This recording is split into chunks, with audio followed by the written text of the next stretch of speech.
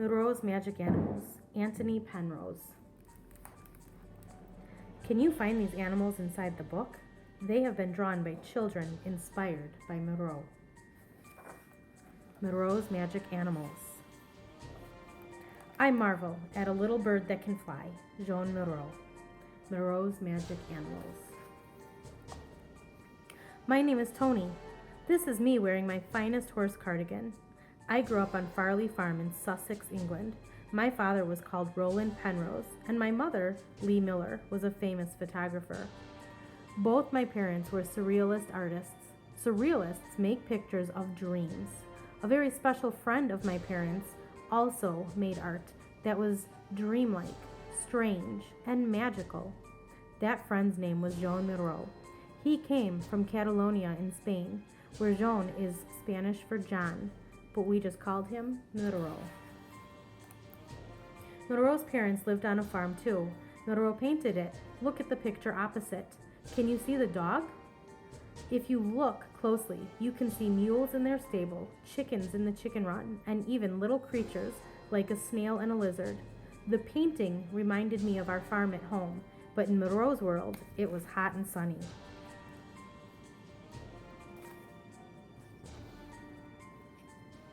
In this picture of the garden, all the vegetables are in neat rows. It looks as if there are lettuces and tomatoes and lots of other good things to eat.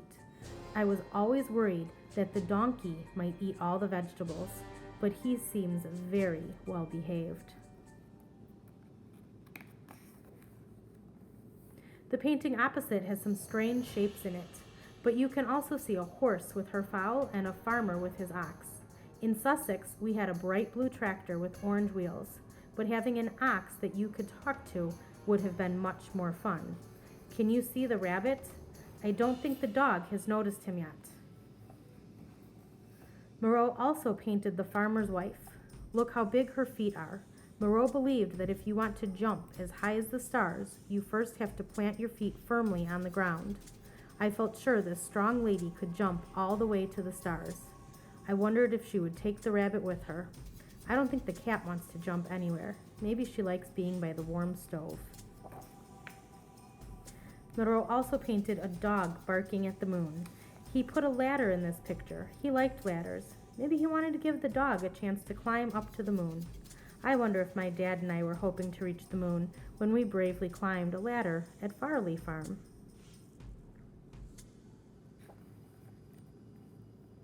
Miro moved from Spain to France, so he did not see his parents' farm very often. Instead, he painted things from his imagination. Look at the painting opposite called Harlequin's Carnival. Even though it shows a make-believe world, you can see that it is still full of little creatures, just like on the farm.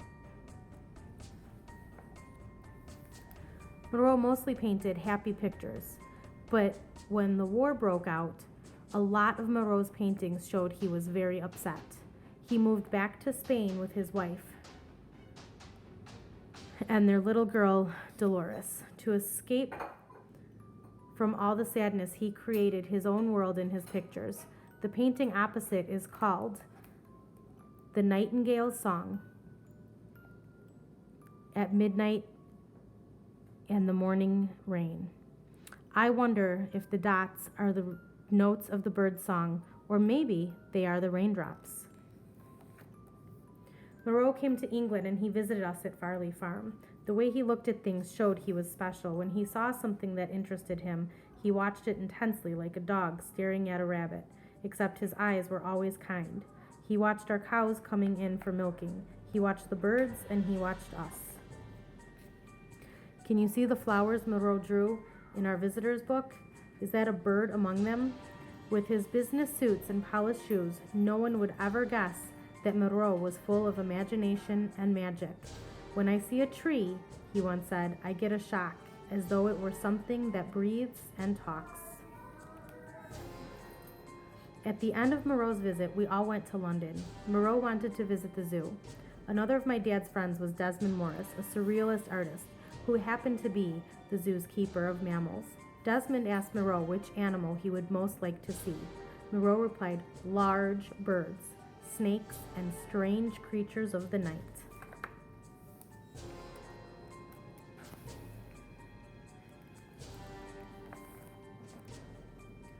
Desmond took us into a special building where he presented Miro with a new friend.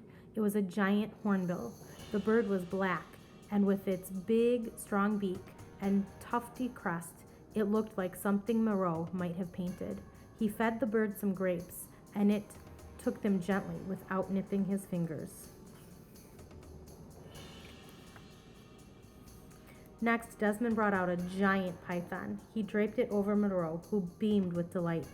We were all allowed to stroke the snake. It was cold, smooth, and dry. It was nice to touch, but I was glad it had been given an extra big lunch. Desmond had a pet chimpanzee at the zoo called Congo. Congo was an artist who painted very exciting pictures. My dad had even made an exhibition of Congo's work. He bought the painting shown opposite and hung it in our home. We also visited the night animal's house. Miro loved the chameleon with its swivel eyes that could look in different directions at the same time. Then Desmond gave us a surprise. He held up some food, quite a long way from the chameleon. Quick as lightning, it shot out its tongue, and with a soft clop, the food was gone. Desmond told us the chameleon had a big, sticky bump on the end of its tongue to help catch its things. Desmond gave Miro a painting that Congo had made. In return, Miro made a lovely drawing. It was a picture of the chameleon. Can you see googly eyes and a long tongue with a sticky bump on the end?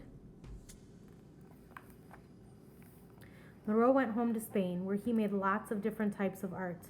Many of the works he created were unusual and mysterious. He was happy to be an artist unlike any other, to look with his magic eyes and see things no one else saw. Can you see any animal shapes in these sculptures? Miro and Pilar decided to move to the island of Majorca. Miro built a lovely studio, and my dad visited him there. The studio was full of Miro's artwork.